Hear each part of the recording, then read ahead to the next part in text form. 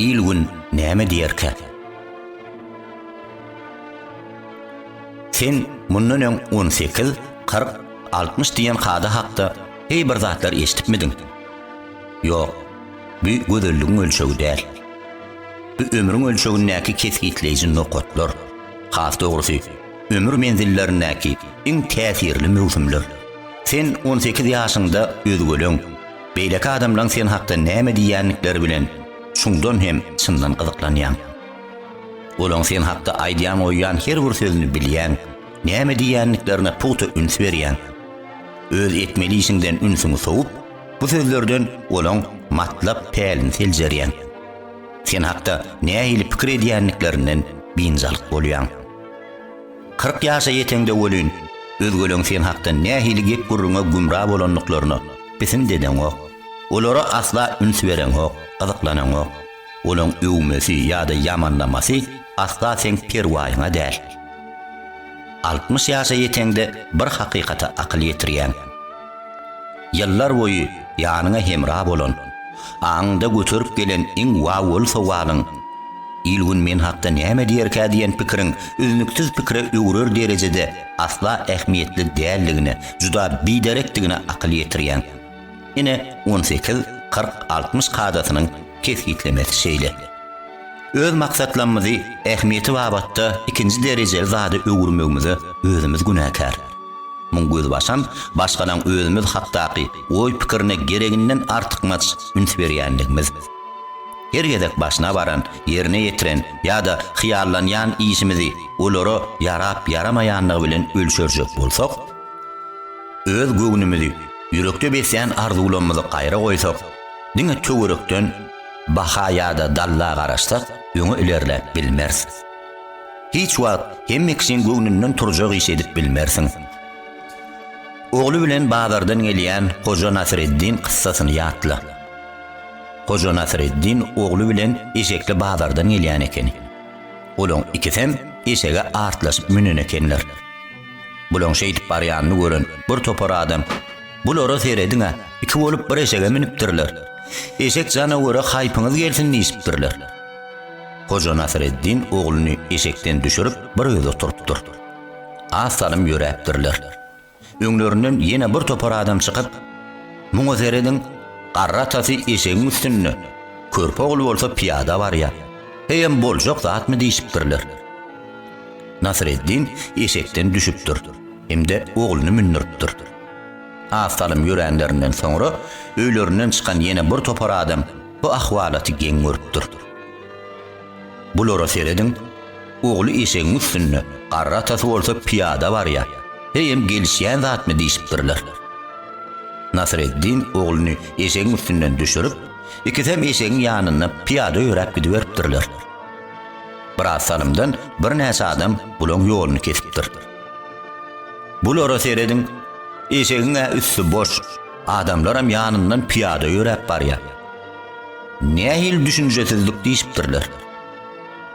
Hoja Nasreddin ogluny ýüzlenip, "Oglum, ilgüniň her sözüne kulak asyp ýaşajak bolsaň, gaty kynlar. Iň gowsy öz bilýänimizi ediberellikdir. Aslynda biziň näme maksadymyzyň barlygy, nähili hyýallary gursakda götürýänligimiz bilen özgöleň işi daxily bolmaly. Ýöne ilçilik, her hili häsiýetli adam bar. Özi ýagşy bir päli maksat edenden geçen gaýta tinkesini, gaýrylan hereketine dikip oturanlar, setanny seýranly gafat gelýär. Adamlaryň ýüreklerini gözden geçirip barlap görseň, garaşylmadyk täsinlikler bilen gurşalarsyň. Adam öz ýüreginde şunça zady nädip götürüp bilýärkä diýen sowaly berersiň. Beýle de pikir edip bolýan ekenini hasam geňirgenersiň. Daş töwereňi gurşan adamlarym hil-hildir. Daşyndan dost ýaly görünýänler bardyr. Asla seni inlemeýänler bardyr. Emma dost ýaly görünýänleň käbirleriniň ýüregi bahyllyga eýlenendir. Sana bir perwaý duruýan käbir adamlaryň bolsa, sana ak ýürekden üstünlük arzu edip oturanlar. Adamyň ýamany özgöleň büdüremeginden ýüregine teselli tapýan. Kimdir biri ýykylsa begenýän, maksadyna gönügen adamyň orta ýolly eýlenmegine heşelle kakýan adamdyr. Gıynansagam, şeýle adamlar käteler alnymyzda ýa-da ýanymyzda peýda bolýar. Her onsoň sen öz geljegiňi, arzu maksadyny şeýle adamlaryň pikiri, berjek bahasy, çykarjak netijesi esasynda gurnamak isleýärmiň.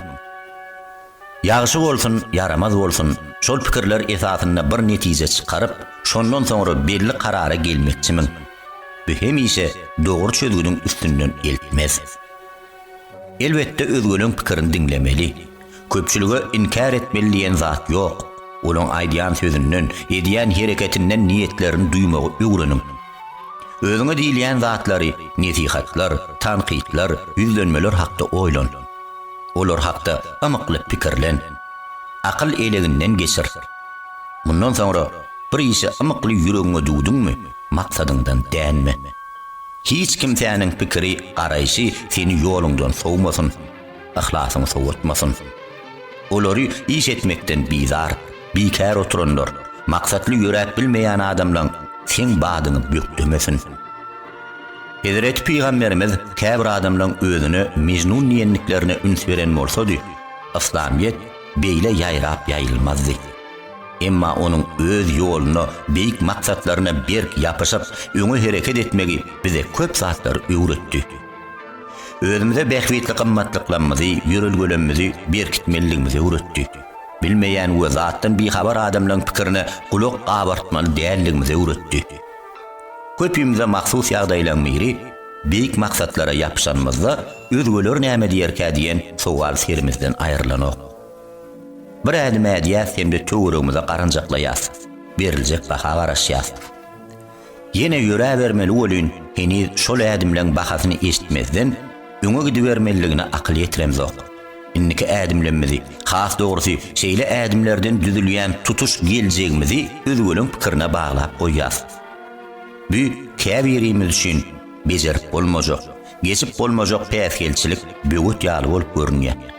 Şol duýgulardan saplanyp bilsek, has uly işleri wagtynda bitirmäge gaýratymyzam, güýjümizem azlyk edenok. Şeýle pikirlere garşy durdugymyz şo, üns bermedigimizçe biz şonçada beýik bolarys. Akyl taýdan öz başdaklyk hemde özgeleň täsirine berilmezdi. İje ilgediklik, arzu maksatlaryny hasyl etmek üçin iň ähmiýetli zatdan biridir. Eger desen anamyň pikirleň şeýlede arzu umytlaryň berk, aýdyň hem mäkäm esaslarda gurnalan bolsa, ol gallaw häsiýetler sana täsir etmez. Bu ruhu binýat, ýüregiňizde şek şübhe, ikirjinglenme,ünji peýda bolan prosody hemem özgeleň tanqidine uçuran wagtyňyzda olaň garşysyna melhem bolup hyzmat eder. Stolumyň üstüne şeýle ýazgy dur. Muny durmuş tejribelerinden netije çykaran bir akyllar hut bize niýetläp aýdan ýaly. Ýuwaş-ýuwaşdan ýokary galmagyň esasy ýoly özüňi mümkin bolan ýollar bilen ösdürmekdir. Seni ösüş ýolundan alyp galmaga synanşýan, böwet bolýan adamlardan zeyrenmezlikdir. Diňe öňe seret. Abraham Lincoln.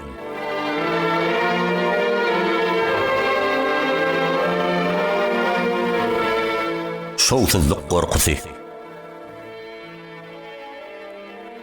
Sana bir näçe sowal. Şowsuzlykdan gorkýarmyň? İşim uğrukmazlığından howatirlanýarmyň? Bir zatda işim uğrukmaz öýdüp, finansyp görmekden gaça durýarmyň? Eger desen, howa diýip jogap berseň, onda sen öňünde dogrudan ullukan böwet, päsgelçilik peýda bolar. Hem sen aglaba şeýle halatda arzularyny hasyl edip bilmersiň. Şowsuzlyk gorkunç zat däl. Şowsuzlyk üstünlügiň ganatydyr, ruhudur, barlygynyň jöwher janydyr. Durmuşda hasanlar bir wagt büdüremedik ýa-da agzamadyk adamy hiç wagt görmersiň. Işir owasy adamlaryň ählisem şowsuzlyk tagamyny dadyp görenlerdir. Hiç bir adam Allahyň kesitden bu durmuşyny bu ýolda üstünlük hemişe men hemram boldy diýip aýtmaga milt edip bilmez. Şowsuzlyk her birimiziň taplanmamyz üçin tejribeler toplumy. Ol dogry ýolundan sowulan hemde egrelen maksatlanmady düzedýän zat. Üstünlük üçin düýüp esas bu özen. Beýik Britaniýanyň öňkü premier ministri Winston Churchill üstünlük hakda söz açanna, bir şowsuzlukdan başga bir şowsuzluğa anamyny ihlasyny yitirmän geçip bilmegem üstünlüktür diýip belliýär. Ol şowsuzlygy üstünlügiň esas serişdeleriniň biri hükmünde görýär. Hemde şowsuzlyk bolmazdan üstünlügiň kämil bolmaýanlygyny, şowsuzlyk bolmasa üstünlügiň sap tagamyny duýup bolmaýanlygyny aýtýar. Ýöne beýle diýilligi şowsuzlyklara qaýyl bolup arkaýyn oturmalygymyzy aňladan ok. Bir zada aýratyn ähmiýet ber. Nämedir bir zady döretmegi, ýasamagy, ýerine ýetirmegi ýüregiňe duýsaň, şol ýerde şowsuzlygyň peýda bolup biljekdigini unutma. Esasanam has gowy tarapy özgörmegi ýüregine duýan, özgör şeňin çalýan adamyň hut ýanyna şowsuzlyk bukulyp durandyr. Iň ýöne köýi adaty durmuş alyp göreliň. Hergede gujurly, işeňir, işewur bollugyňça artık maç işläp, ziyade hereket etdigiňçe, gaýrat etdigiňçe hergedegem säwlükler, hatalar ýüze çykyp biler. Ýöne özüne, jemgyýete, ilgüne haýr bolmadyk adamlar ýata suw misaly. Diňe şolar, ýagny işlemeýän, jan etmeýän adam ýalňyşany. Ýöne bu ýagdaý onuň tutuş ömrüniň ýalňyşdygyny, hatadygyny, günädigini görkezýär. Şowsuzlyga iň münasip gaýtawly hiç bir halatda umytdan düşmeýän, her nenen bolsa-da hemişe üstünlüge ymtylýan adam merip bilýär. Şowsuzlygyň garşysyna iň jaýdar hereket öz maksadyň üçin gaýta-gaýta synanşmakdyr. Erjel hem tutunýarly bolmakdyr. Ýeňip geçmek, üstün çykmak üçin şol şowsuzlygyň sebäbini öwrenmekdir. Sebäbini bileniňden soňra onuň alagyny, çözgüdüni tapmak aňsat hemde arzan düşýär. Gynansaňam bir näçe adam duşar bolan tehel şowsuzlyklar zerarly diýse çökdi. Ýan merdi. Urukturmak üçin lap keslige, göwnü çökkünlige özlerini alyrdy. Netijede finansyk hem amal gapsyny baglap goýdular. Maksatlaryndan ýüze wurdular. Ine şeý diýenler hakyky şowsuzlardyr. Pikret görüň. Hut şeýle ýagdaý zerarly dünýä ýüzünde milliardlarça asylly maksat ýola goýulman galýa. Şeýle şowsuzlyklaryň köpsi birja hakykatdan bihabar galýalar. Olar şowsuzlyga boyun egip, saklanmagy, bet etmegi ýüregine duýan pursatlary hakyky we beýik üstünligiň bary ýogy bir edim bärsinne ýa-da edil alkymyna durdular. Üstünligi bary ýogy bir edim galypdy. Biziň diýip desurlarymyzda, ananç ygtykatlarymyzda işe ihlasly ýapyşmak babatda ajaýyp ýörelgi bar. Egerde ýagşy bir işi ýüregiňe dugip hasyl etmek üçin uğruna çyksaň, ýalňyşaýan halatyňda da bir sogap ýazylýar. Bir jaý etseň bolyn ikesse ýa-da şondan köp sogaba eýe bolýan. Bu ýörelgi diýip destur insanlary maksady okkunly, gaýdusyz, tutunýerli, erjel bolmagy, gaýta-gaýta synanşmagy höwüslendirýär. Bir zat bilen olar arkaýyn edýär. Olaň bu ýoldaky zähmet ihlaslarynyň birjigem boşga almaýar. Sebäplere dayanmak, ädimlerini dikkatli öwrenmek şerti bilen hatda ýalňyşlyklary üçin sogap ýazylýar. Diýmek, hiç bir zähmetiň köýmeýär. Birden käsäwlige uçurasaň ýa-da ýalňyşsaň, durmuş deňzinde ömür gämisi bilen ýüzüp barýakan, gaý tupanlar bilen ýüzüböýüz durmaly bolsaň, serini eýelen hemde gorkuny goşa görkezýän gaýygamdyr howsala dowullardan, bimani üncü aladalardan desine saplan. Ýene-de öz ýüremeli ýoluňa düş. Her zatda haýyr bar. İşimiziň ugrukmaýan, yerinden gozgonmayan, öňe ilerlemeýän pursatlary nämeler edip bilersiz? Käteler ýürüýän uly ýolumyz şowsuzlyk ýodalaryna saksa, ondan aman esen aşmak üçin aşagdaky häsiýetler, hereketler bize peýda berip biler. Birinji, şowsuzlyk sen şowsuz, işi uğruna bolmayan adamdyňy aňladan ok. Şowsuzlyga uçuranda gynanmak, işin uğrukmadyk wagty alada batmak adaty tebii zat. Ýöne oňaýsyz pikirleri, ýakamsyz duýgulary özüňi eýletmezlik has mühimdir. Alada üncülere artykmaç üns berseň, olar boýnuňa oralyp dem almaňa päsgel berer. Ýalňyşlardan, täwlüklerden netije çykarmak üçin özüňden hasabat soramak bir başga zat. Bolup geçen zatlar üçün özüňi kötöklemek, ýazgarmak, gam deňdine düşünmek aýry bir zat. Özüňi nalaşlykda, kelesaňlykda, hiç zady uňurmaýanlykda aýplamak düýbünden ýalňyş hereketdir. Hadislerde hiç kimse özüne kembaha garamasın, özüni peteltmesin diýilýär. Hemişe her bir zadyň gowy tarapynyň bardygyny unutmalydylar. İkinci, şowsuzlyk sen şol işi başarmaýanlygyny aňlatmaýa. Mysal üçin durmuş gurmakda şowsuz ädimler sen şowsuz ýan ýollaşdyňy, geljekde durmuş meselesinde üstünlük kazanmajakdygyny aňlatmaýa. Bir işte bir wada işin urukmazlygy sen şol ugry, şol işe münasip dälligini, hakly dälligini görkezenok. Ýa-da bu ýagdaý sen başga iş gözlemeligini işaret etmeýe. Asla beýle däl. Tejribelerdäki, iş ýüzündäki şowsuzlyklar, alasarmyk şol ýagdaýlar seni has eserden ünsli bolmaga iterýär. Sen öňkü ýalňyşlyklaryňa batarny öýdüp asla howatyrlanmaly däl. Çünkü sen toplan tejribeleň öňküden bir adım däl, 10 adım öňe ilerlemäge mümkinçilik berýär. Ýöne bir şerti bar. Sen öňkü goýberen sägülükleriňden, gözden sypyp galan hereketlerden mana alyp netije çykarmalysyň. Üçüncü, yol saylamakdaky şowsuzlyk bilen maksat saylamakdaky şowsuzlygyň arasyny aç.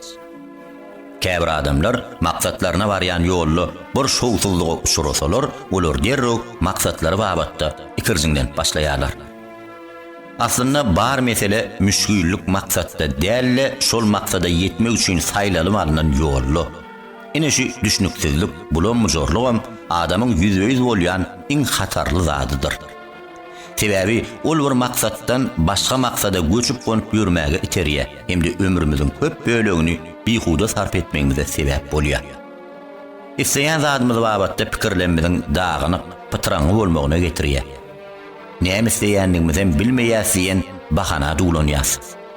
Aslında bolyn biz isleýän zadymyza eltýän başga bir ýoly gözlemäge, öwrenmäge mätäçdir. Muň üçin maksatlary şüphelenip bakmak näme dogurdur. Dördüncü, Teret, şowsuzlyk sen ömrüňden hiç zat ogurlan däldir.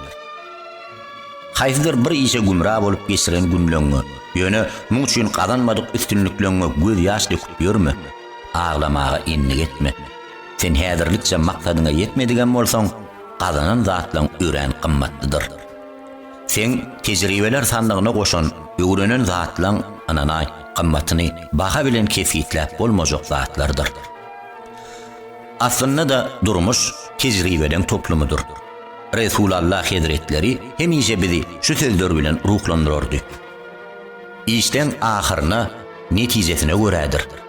Ahyryna göz aýlamak, nushalmak gerek. Bir gün bolmasa, bir gün bolar. 5. Şowsuzlyk sen şowsuzlygyny aňlatmaýa.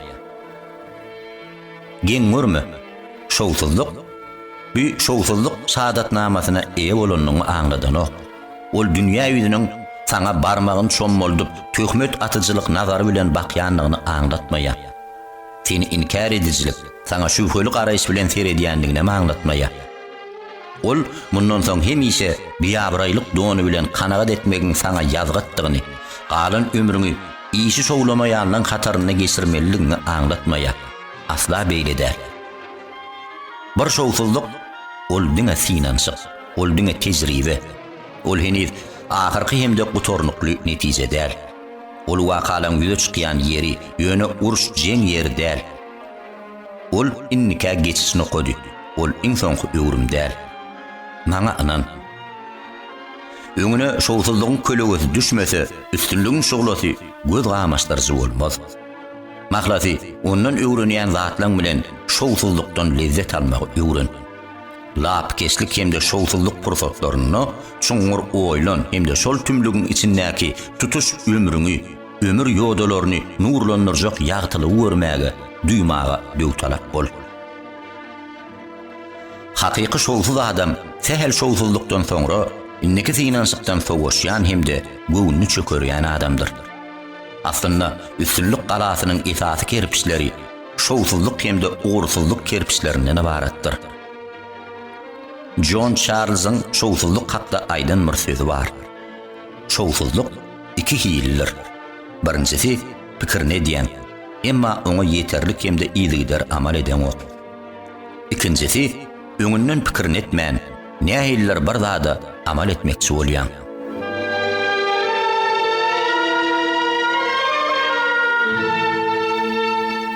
Durmuşa barmak arasından bakma.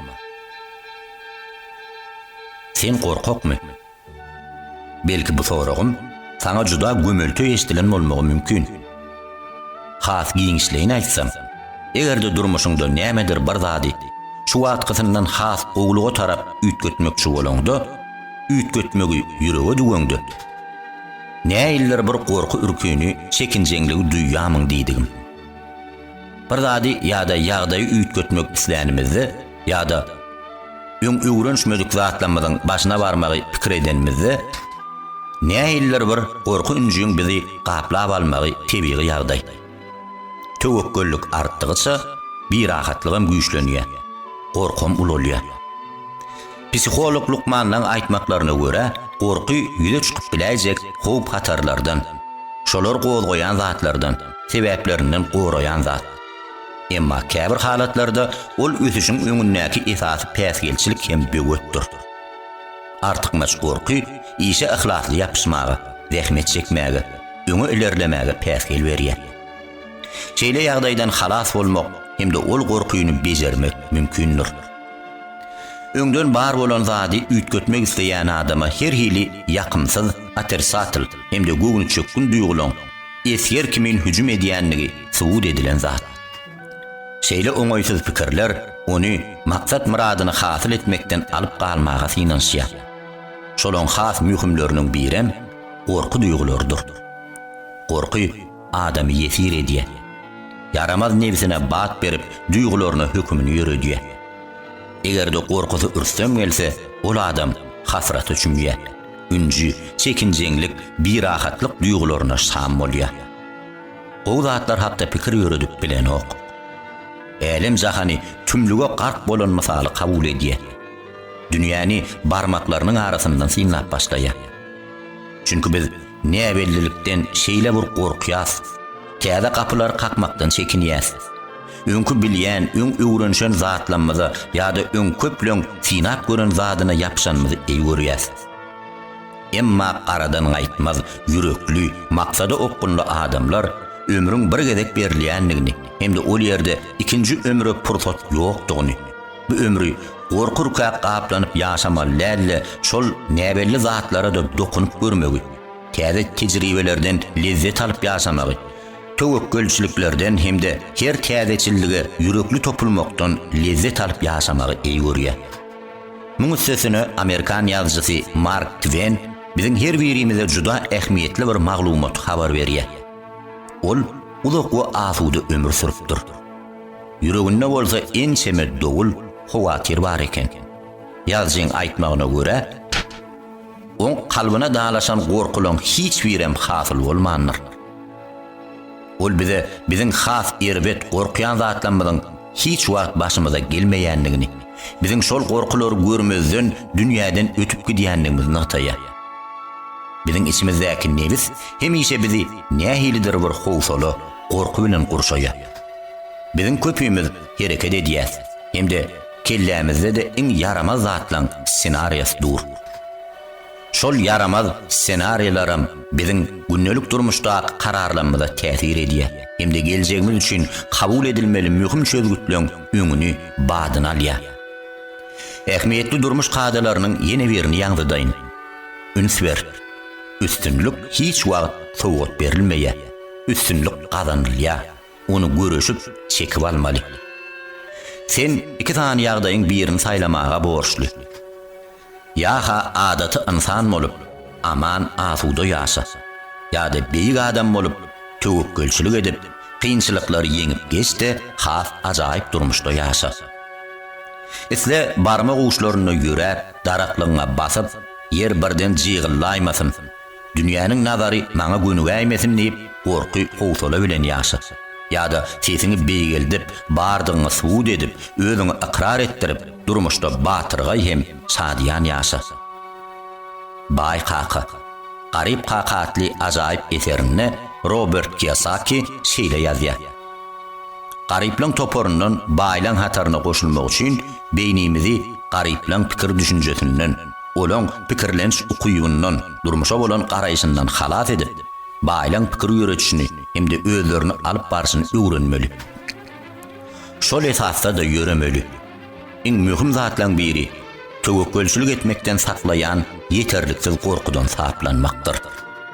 Şol gorky adamlary şowsuzlyk torunu, uğursuzlyk çeňegine daňyp, baglap asyp goýýar.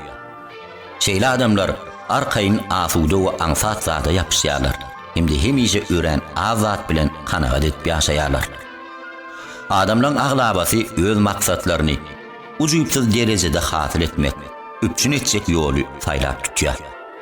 Durmuş ýollaryny sehelçe howp hatary düşýägini sızsa, töwekkülçilikli öňe okturulmaga beýlede dursun. Gaýta maksatlaryna da şübhelenip başlaýar.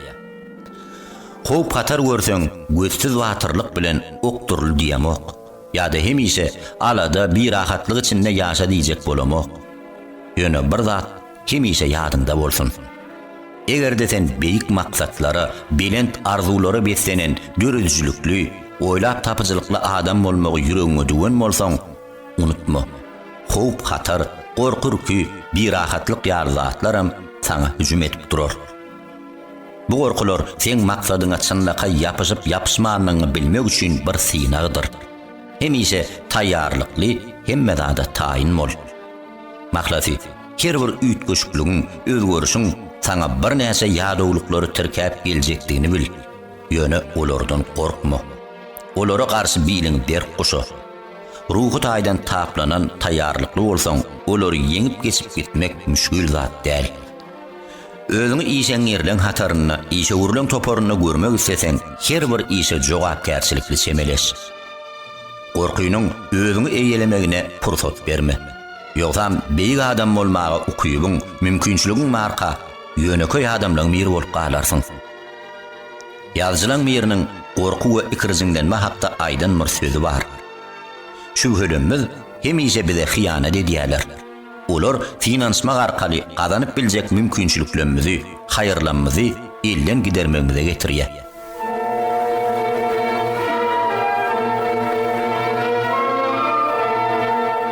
Üstünlüğün bahasın tölü.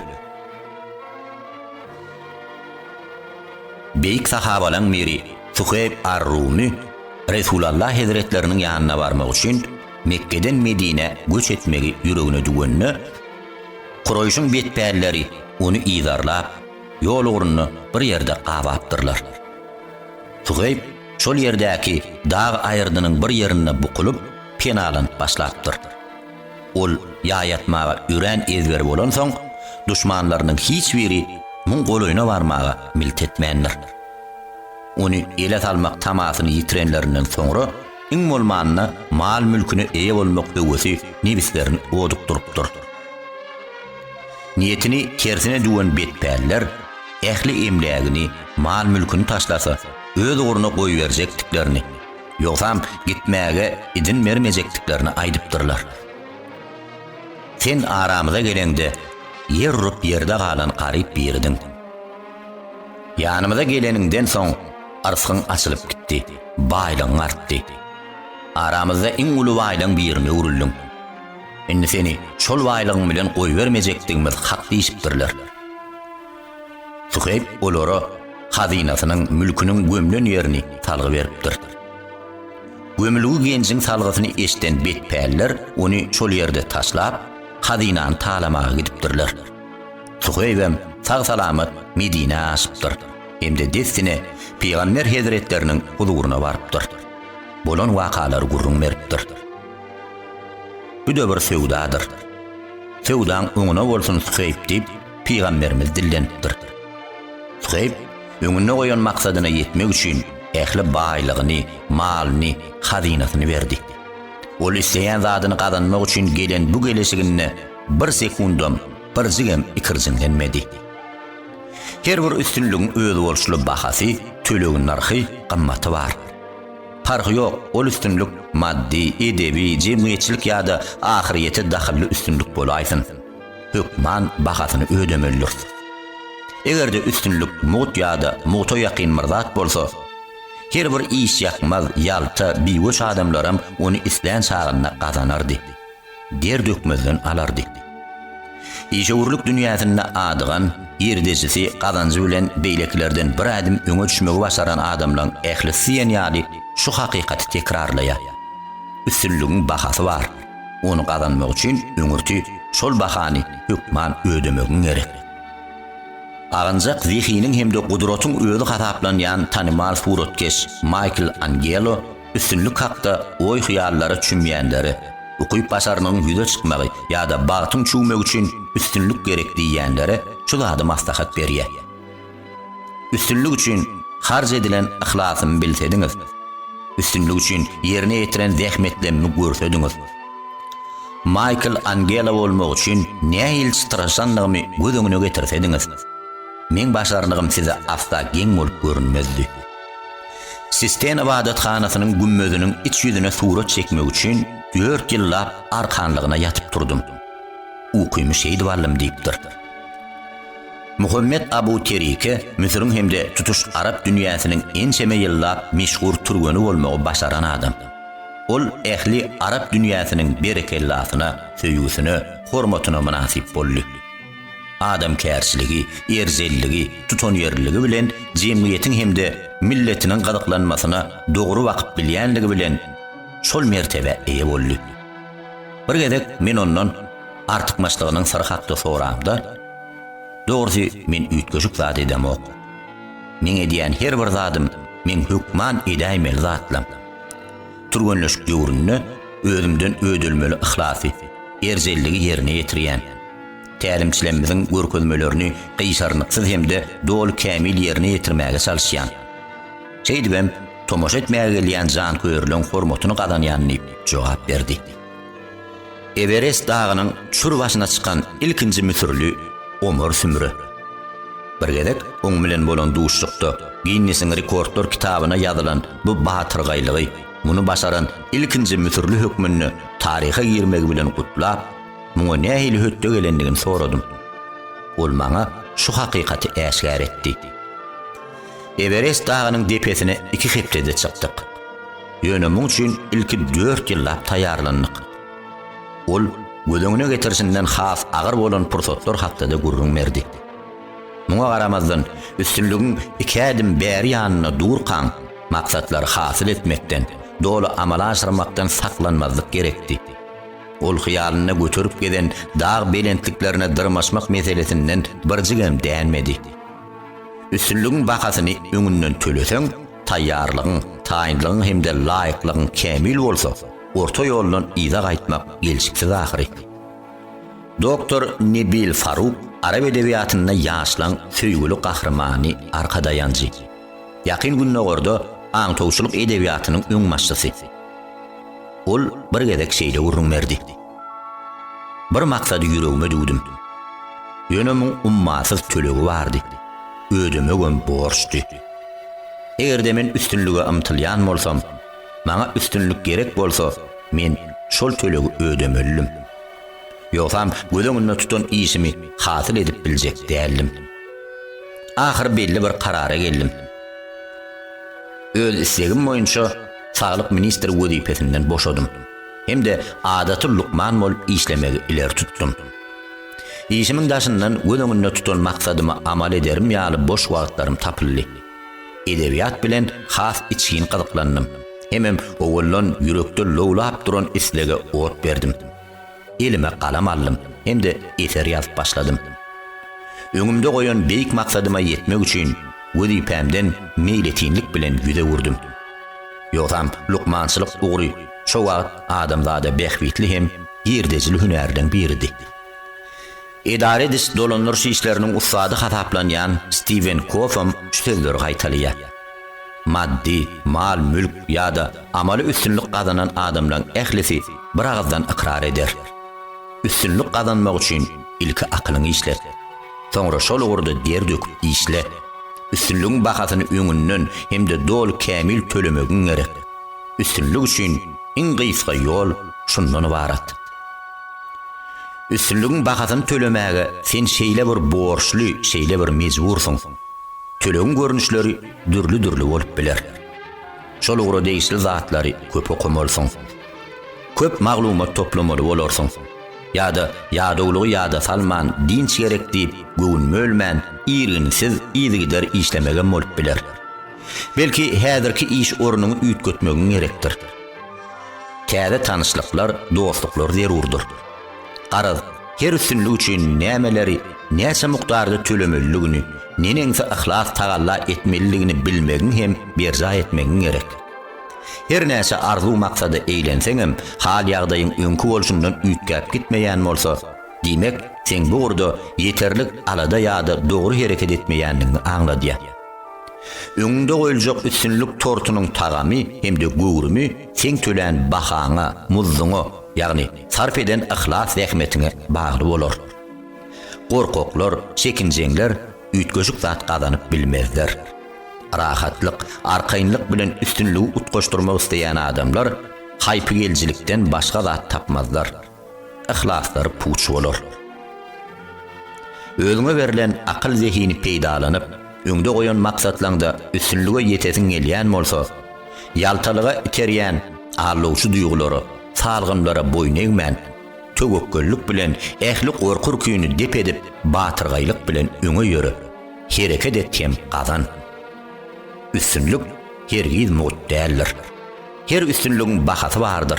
Hemde oň bahasyny hemişe öňünden tölemelidir. Üstünlük karzyna kazanylmaýa, ihlasyňa, ýadawsuzlyk bilen çeken zähmetine, gaýratyňa, sabryňa görä-de sowgat serpay, filag hem miwe gadyr gazanarsyň.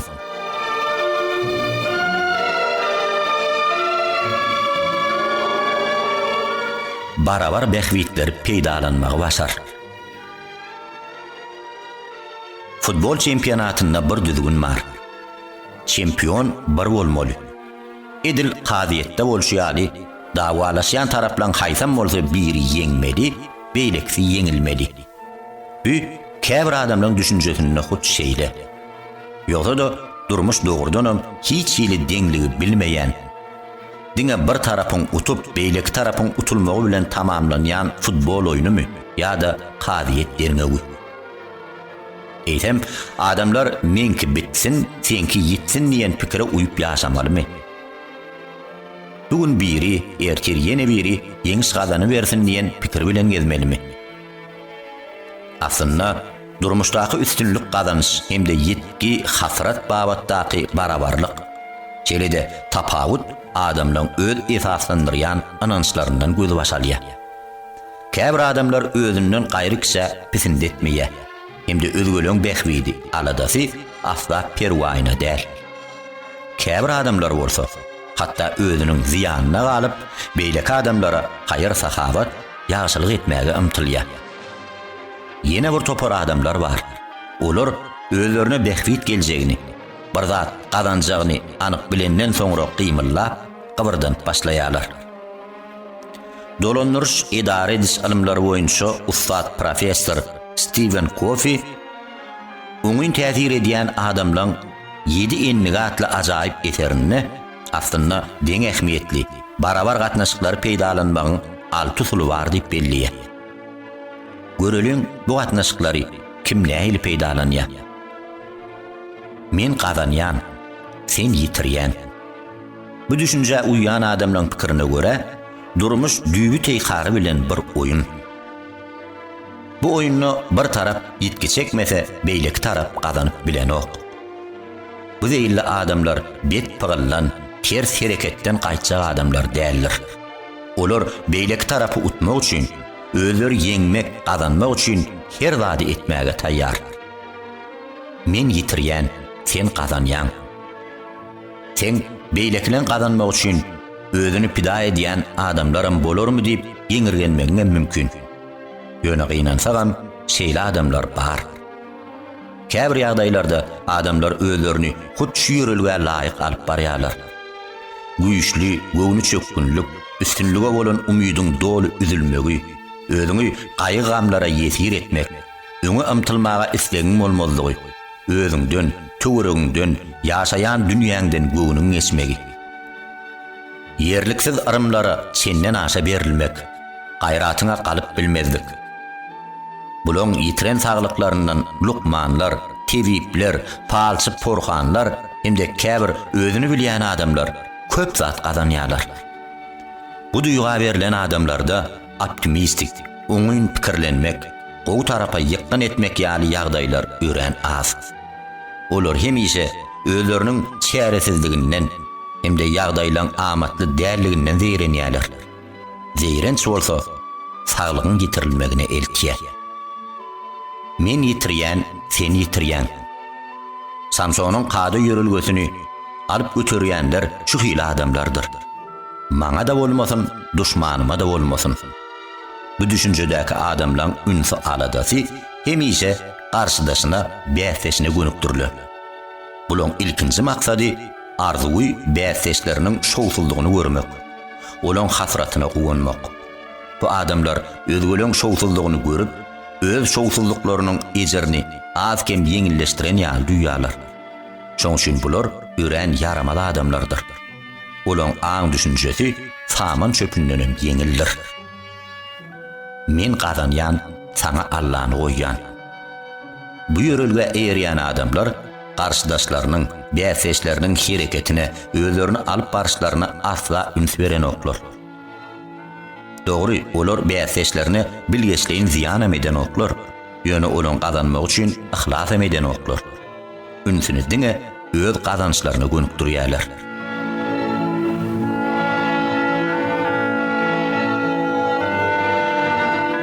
Men ýitiremok, sen ýitiremok.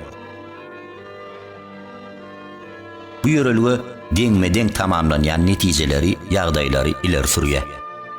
Taraplan hiç birem ýitki çekmezden öz ýollaryny dowam etmeliýän düşünje uýýarlar. Men gazanýan, sen gazanýan.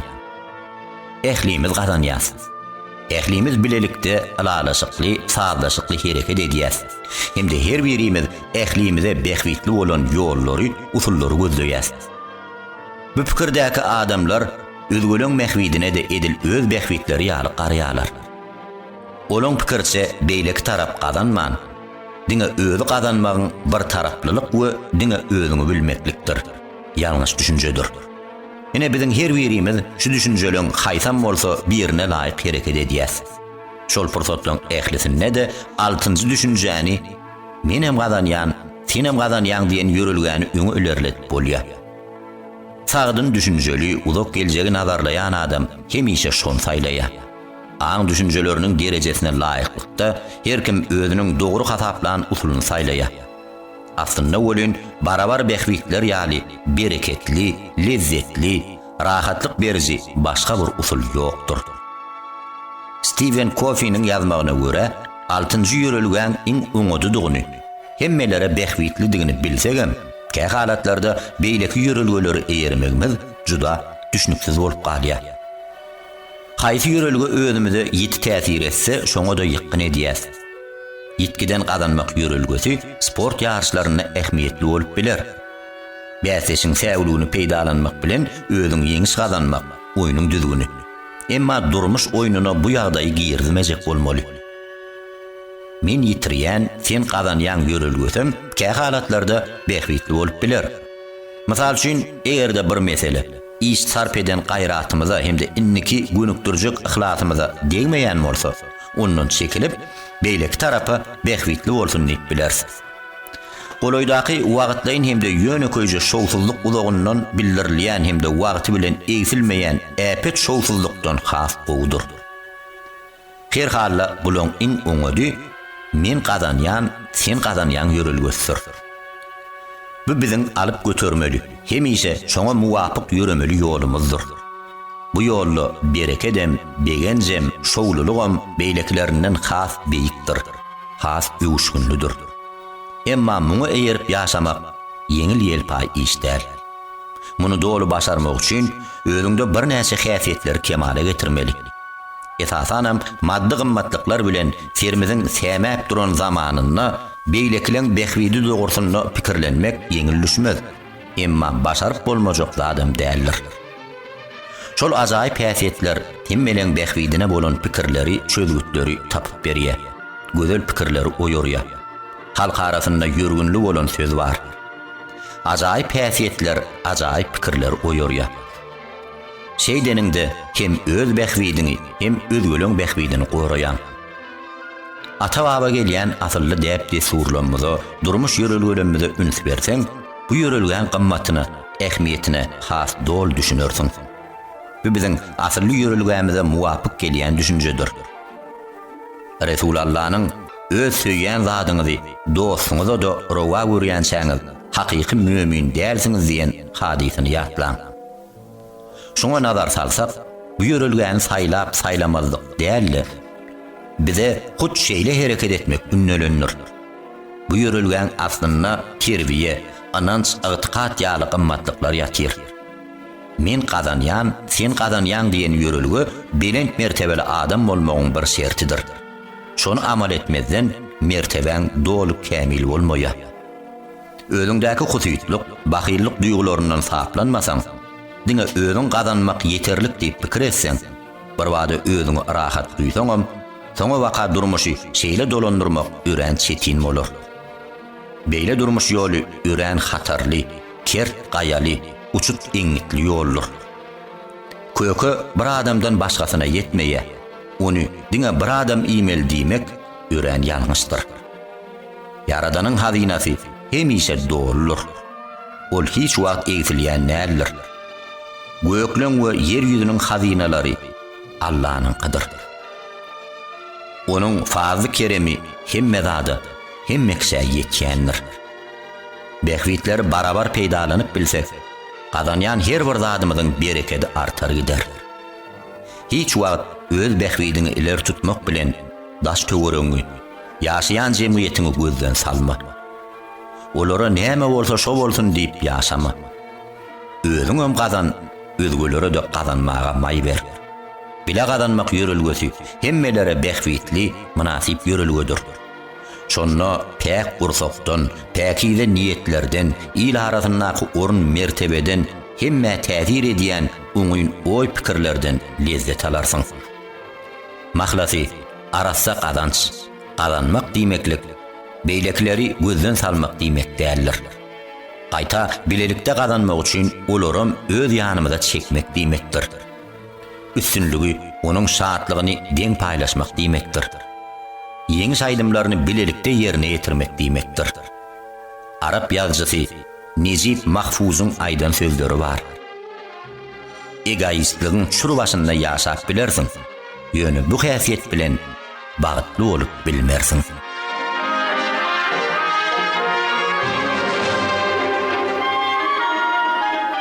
Ýagşylyk medeniýetini ýaýrat. Hemişe hemme zat gulala ulluk bolup duranok. Käteler akbal bizi taplamak üçin bir näçe müşküllükdir, kynçylyk bilen ýüzböýde edýär. Bu bolsa köplenç şeýle halatlarda sabyrjylygyny ýazdyryp, durmuşyň boýdanmaşa ýadowlukdan, böwetdir päsgelçilikden, ünji aladadan dolulugyny ulfetimiz bilen jar edýäs. Haýsydyr bir meselede özümizi alanlyklaryny bilsek, hile duzok isi burnumuza ursa ýa-da özümize qıya garalanlygyna göz ýetirsek, destine ähli adam zat neslini ýazgar ýatsa, insaniýetiň bu zeýilli gapma garşylyklardan hiç wagt halas bolup bilmejekdigini puta anan başlaýas. Öňkü ýazan kitaplarymyň birinde böwrümize diň salyp ýaşamagyň wajypdygyny ýatlapdym.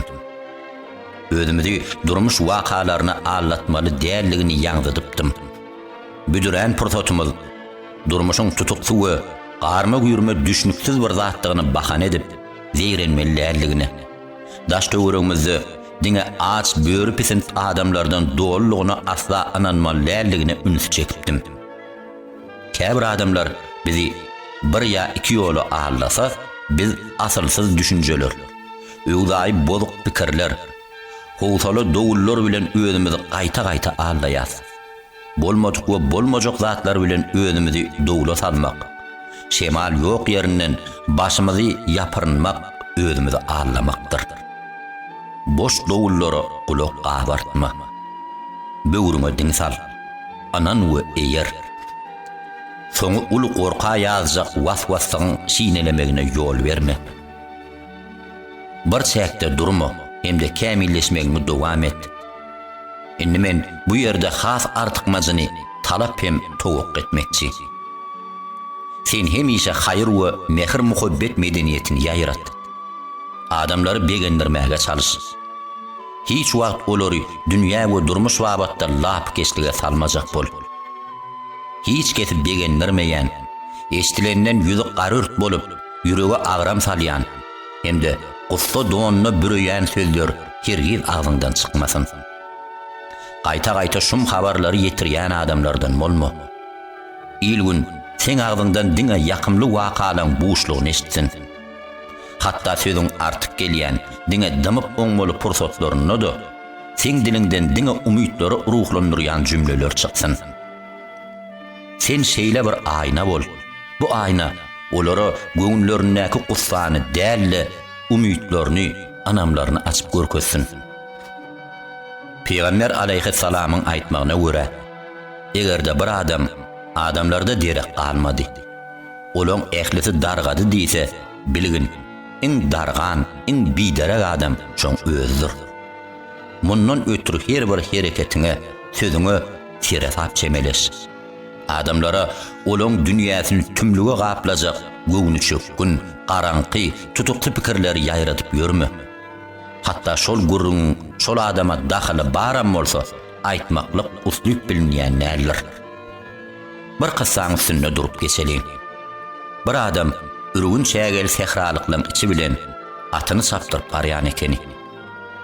Birdenke oň kazgan çägeliň üstünde teşnelik mehnetine dodoklary kepen, ölüm bilen darkaş gurup duran bir biçare göz düşüpdir. Bede watly oň ýanyna baryp, meşiginden dodoklaryny suwdandyrypdyr. Azkem esine gelen soň suwdan gandyrypdyr. Oň hal ýagdaýy hajat bilen gyzyklanıpdyr. Adaşan adam özüni atyň ardyna almagyny hemde ilatly ýere ýetýän çäler kömek etmegini sorapdyr. Bedewli adam oňa sen halis asgyn mydardan açypsyň. Gowy atyň üstüne senmin. Men ýanyňdan piýadalap ýöre bererim. Özüňi dürsemekden, dem din almak hem gurbata gelmek üçin sana rahatlyk ören zerur diýipdir. Adaşan menne atyň üzüňüne basyp, üstüne münenden jylawyny mäkem çekip, aty çapdyryp, ol adamdan uzaklaşypdyr. Aty alyp gaçypdyr. Atyň eýesi bolsa, bu zatlara hayran galyp, geňirgenip duran ekeni. Ajalyň elinden halat eden bennesiniň ogurlaň mirdigini bilenine atyny ýygyny alyp bilmejekdigine göz ýetiripdir. Ogurun arkasyndan gyýyrypdyr. Aho, Allah'ın hak üçün bir salym saklan. Atym sana halal bolsun. Ýöne aýtjak sözüm bir diňlä gör diýipdir.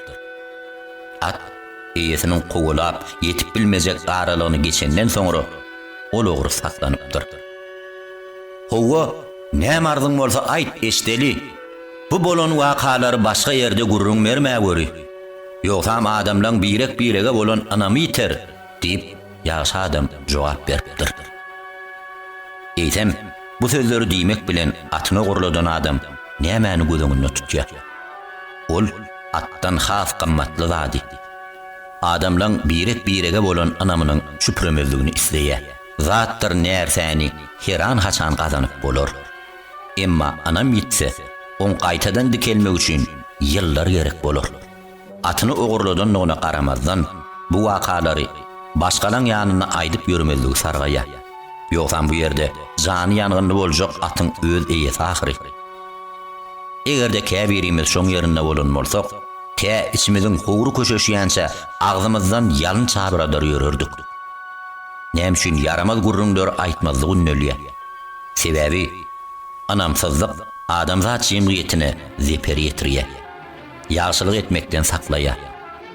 Egerde ölüm halyna ýatan ýa-da agyr ýagdaýa duçar bolanlary halas etmek üçin ýardam goluny uzatmaga ýagdaýy bar adamlar şeýle gurrunlaryň täsirine berilse, beýlekilere ýardam golu uzatylanyny ýaşylyk etjek adamlaryň özlerine ýamanlyk etmeginden howatyrlanyp, haýyr iş etmekden yüze ururlar. Adamlaryň arasyndaky anamsyzlyga bolup geçen bir ýa iki waka dälle şol wakaň soňundan dürüyen hemde dillen dile düşdüğü saýy barha belen badalyan gep gurrunlar sebäpkär. Hut şoň şinem ýaňdy diýen hemişe hoş habarlar aýt, ýaşy sözleri ýaý, ýaşylygy ýaýrat. Anamsyzlyk bilen pikir ýöretmegimize sebäp boljak wakany durmuşyň islenlik pursatyndan tapyp bolýar. Hatta käbir sözden aýtgylan özara gatnaşyklarda tertap bolmagy terýär. Çeýle häsiýetleri unutjak bolsagam ýadymyza salýa durýar. Bu dünýäde hiç kime ananmallar, ile ýaşylyk etmeller, soň özüňe bahylçylyk edýärler masalynaky gara pärli sözler ýadymyzy gorjalap dur. Adamlaryň özlerini alyp barşy, hereketleri, hal ýagdaýlary hakda pikir edemde köplenç şol bir netijen şaýady bolýan. Seher bilen işe barýanlyklaryna garamazdan olaň ýüzündäki iňjalyksızlyk, ikirjinlenme, gorky, çekinjeňlik hemde özgelere bolan anamsyzlyk alamatlaryny duýup bolýar. Tanış bilslemden hal ahwal soraşymda kimsi özüni üten taksi sürüjüsinden derdinse, ýene biri özüne bahyllyk bilen bakýan goňşusyndan zeýrenýär. Beýleki biri bolsa bu ykdysady ýagdaýlaryň gowluk bilen tamamlanmajakdygyny aýdyp howatyrlanýar. Emma bular we beýleki adamlar gapylaryny kakyp duran ummasyz nygmatlary bilmezlige salýarlar. Durmuşlaryna ornaşan, arzularyndan has beýik gowluklary göz yumýarlar. Sebäbi ýaqyn adamlar bolan soň men olary ähli ruhy hemde maddi ýagdaýlaryna bele dahyrin. Zeýrenje derek iň bolmanada şol ýagşylyklaryň hatyrasyna ýürekden Hudaýa şükür diýse bolmaýarmy? Şükranalyk nygmatyň artmagyna sebäp bolýan zatlaryň biri bolup durýar. Ýene o zatlary gödüňine getirip umydyny has güýçlendirse, has gowy ahyry. Öňünde bar bolan gowy zatlary ýatlap, şükranalyk bilen gürlese, çağalarynyň sowatly, edepli, düşünjeliligi üçin öz saglygynyň gowy ganymatdygy üçin, yaramaz gep gıybatlary eltmeýän işiniň bardygy üçin şükür edip degençli gürlemek gerek. Zeýrenmekden biziň ýanymyzda gamgyn hem tutukly gurrunlary gozgamakdan olan maksady nämeke? Ýakymsyz gurrunlar bilen biziň dünýämizi tümlüge gaplamaga, garaňkylyga büremäge çalyşýarmy? Meni begendirmeýän şol wagtda da netijesini men üýtgödüp bilmejek bir habarmy maňa aýtmagynyň näder kary bar? Ýa-da ol umyt penjereleriniň lapkeşlik tutulary bilen örtülmegini, durmuşa bolan umydymyzyň kiparlamagyny isleýärmi? Gel öňümizde belent maksat goýaly. Hemde üstümize bir gowy wezipä borç alaly. Adamlaryň arasynda ýagşylyk medeniýetini ýaýradaly. Olaň ýüregini tutuş ömürlerini ýagtylandyrjak umyt şemlerini ýakaly. Bagtly geljege, oňatlygy, üstünlüge anam döredýän pikirleri hem düşünjeleri ýaýradaly. Goý herkes Yaradanyň fazly kereminiň çäksizligini, üzünüksizligini hemişe gollap we gorap durandygyny bilip ýaşasyn, duýup ýaşasyn. Gel her bir ýagşy işi, gödelligi hasam östüreli, beýgeldeli, ýyllara görkezeli. Adamlaryň maňzyna batmajak habarlary, hereketleri, sözleri bolsa aýdyp ýörmäli. Bu aňsat wezipeder. Emma şol hereketleri edenimizde gazanýan sowabymyz hemde bizi gurşaýan degen şatlyk duýgulary, üstünlük lezzeti onuň agyrlygyny, kynlygyny ýatdan çykarýar. Üstesine de üns berseň büdüňe beýiklen maşarýan işidir. Mahlasy gün ýaly parlak dogup, göwün galkynyrjy ýagtyn nurlary bilen ikirjinlenme we lapkeşlik bulutlaryny parran dilip geç. Adamlara özlerindäki boleli nygmatlar, ukyp başarnyklar, zehinler dogrusynda gurrun ber. Her zadyň gowy tarapyny ýatlamak bilen olaň durmuş hukukatlaryny ýeňlet. Olary her zadyň gowy tarapyny görkezmäge çalyş. çäksiz kerem, merhemetin bizim her birimizi qurşap alanlygyny masallar bilen düşünür. Bu bizim başarjak işimizdir.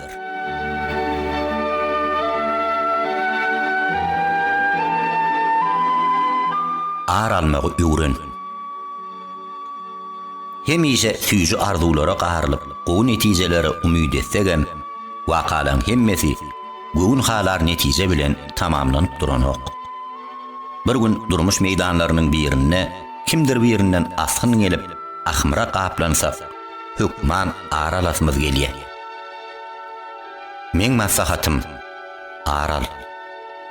Bir maksat üçin çalışýan wagtyňda bir senden öňürtse, büdüreseň, ýykylsaň, anjasaň, utulsaň, ýeňilseň, aral we aral. Aralmak üçin ýüregiňi bire bagly. Ýöne ilkin nähili aralmalygyny öwreneliň. Talmud kitabyna aralmak hakyna göwne makul bir jümle bar. Kädeden dogul, iň uly aralş şudur. Ýykylsaň dikel, örtur, dik dur. Ahlas bilen işle. Maksadyň üçin göreş. Şonda sen öz bäsleşlerini, görüpleri, nenense azı zeherleri, azapdyr hasratlary ýuturýanlygyny bilersiň. Şowsuzlyklaryň iňe neşteri ýaly awusyndan halas bolmak, sen büdüremegiňi, eşelle kakyanlardan üstün bolmak üçin ýene-de bir aral. Özgelerden dälle, öz şowsuzlyklaryňdan aral. Örtünmelerinden saplanmaga çalış.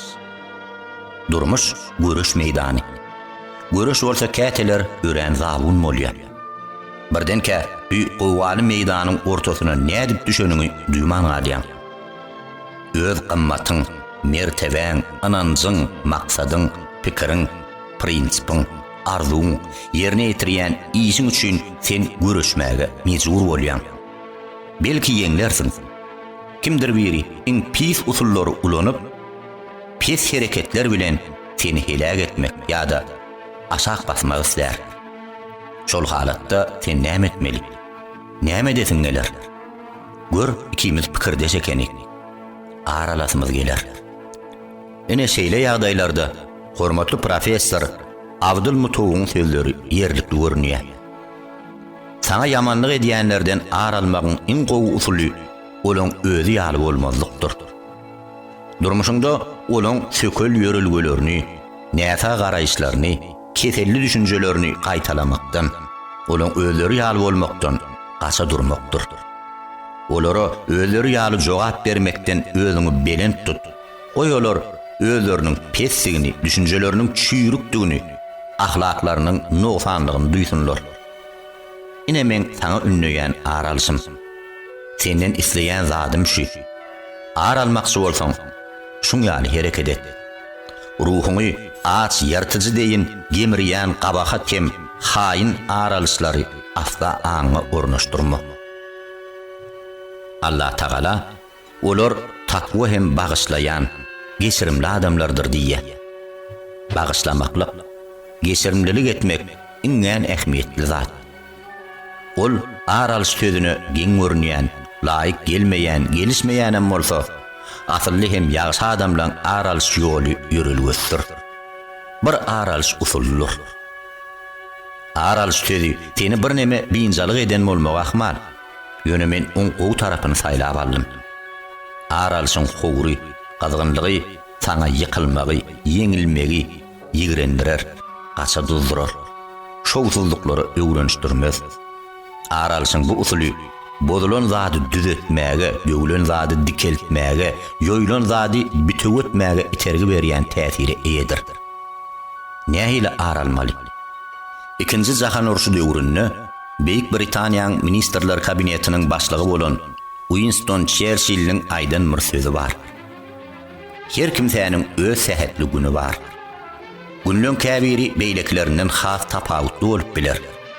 Emgenip ýa eglenip geçirmeli günlerim, üstünlükli, şowly hemde toýly günlerim bolup biler. Ýöne öňümizde peýda bolan şowsuzlyklar ýa-da gyýa garap, Gaňar bakan ýükleri zerarly örtülmekçi bolsak, günlüň ötögçüdigini, kiz çalyşyp durýanlygyny, hemde hiç tadyň esasanam yaramazlygyň uzak dowam etmeýänligini ýadymyza salalım. Gaýgy ünje sarp etjek wagtymyzy has haýyrly zatlary, başga bähwitli amallary gönükdireli. Bize garaşyp duran wajyp işlemede ünsümüzi jemlädi. Bize garaşyp duran bagytly pursatlary taýýarlyk göreli. Ähli ýagdaýlarda sagdyn hem azuda pikirlenmek, gahar gadaby berilmezlik, destine ünsümüzi gowy zatlary gönükdirmek iň makul usullaryň biridir.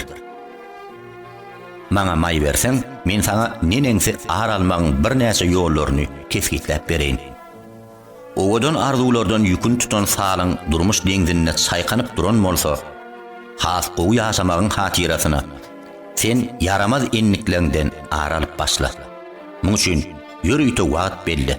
Hemde durmuş hakdaky pikir hyýallaryny, arzu maksatlaryny, etsem goýsamlaryny gaýta-gaýta gözden geçir.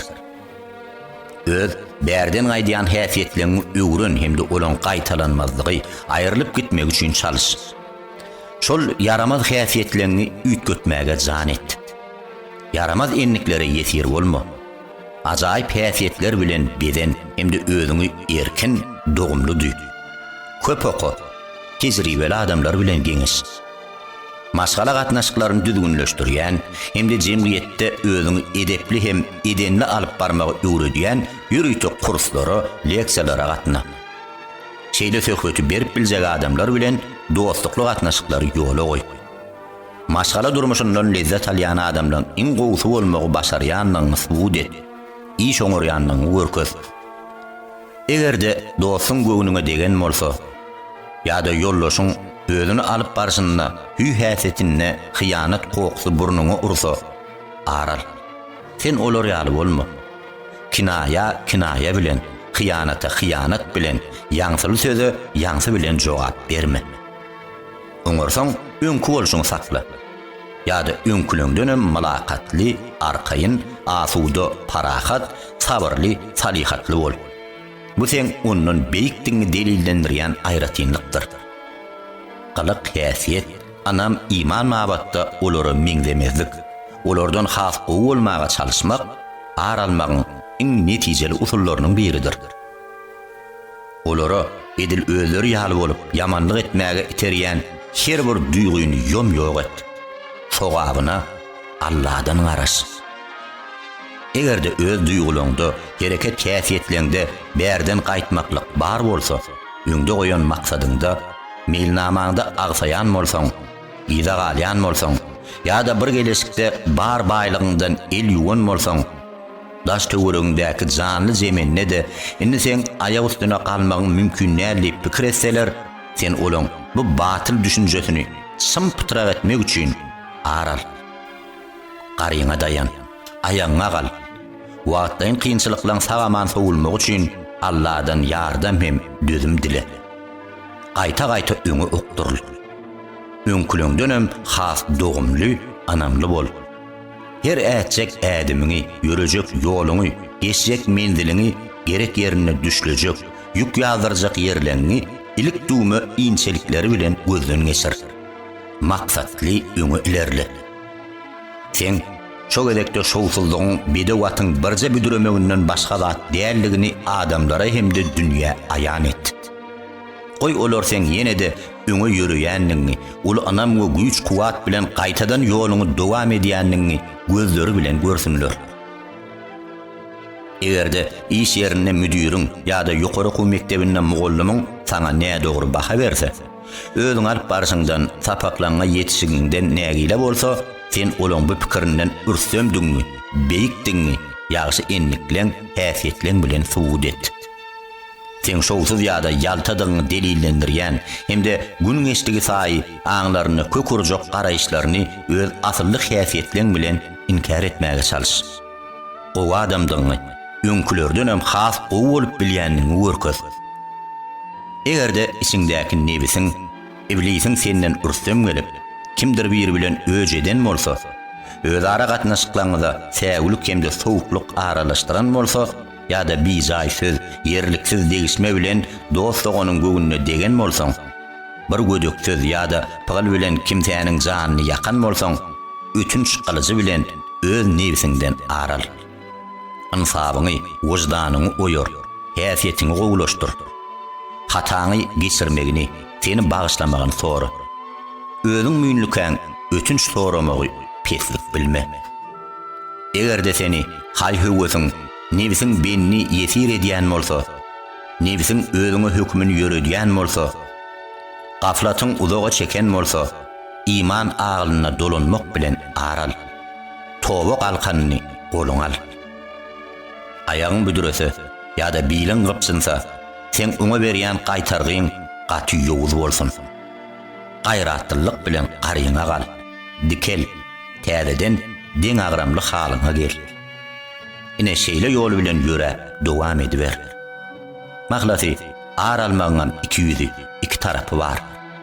Qara tarapy sen ansabyňy, ruhuňy, wujdanyň gemirýär. Beýleki adamlara azar eziýet bermägi terýär. Aralsyň parlak tarapam bar. Ol ruhuňy alawlanyrýar. Galyk häsiýet özüňi alyp barmak babatda ruhuňa täze alham, joşgun berýär. Ýalňyşlaňdan, büdürömelöňden aralmagy öwren. Has bolmagyň üçin. Sana yamanlyk edenlerden aralmagy öwren, olara meňzemezdigiň üçin. Goý sen ajaýyp bu ýagşy galyk häsiýetleň olaň noksanlyklaryny özlerine görkezýän ýüzi dury arassa aýna bolsun.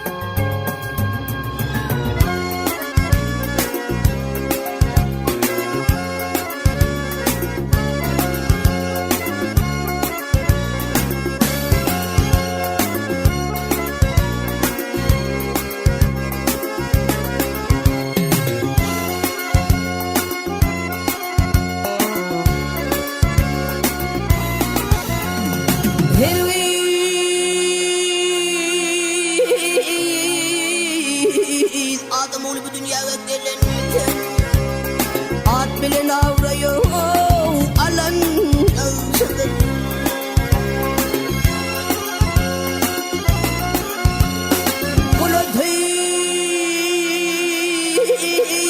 Kulotayım sayesinde bulunmam bir vütten cezini alan yaşadır.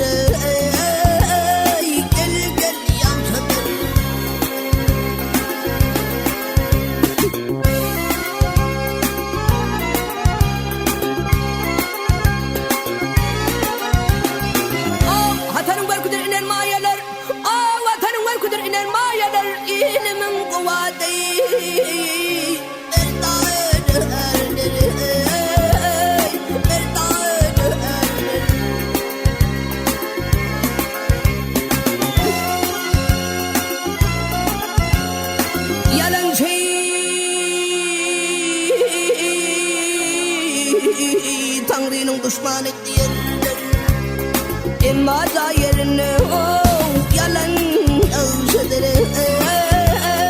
Gel gel yansıdır.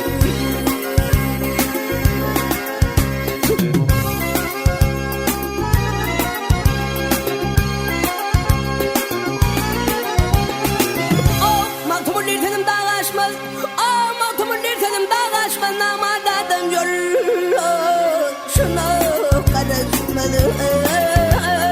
Gel gel karışma.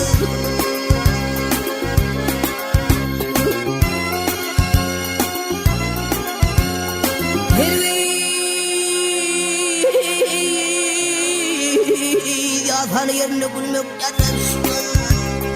Toyun meylisini gülen ağzıdır. Gel gel yansıdır.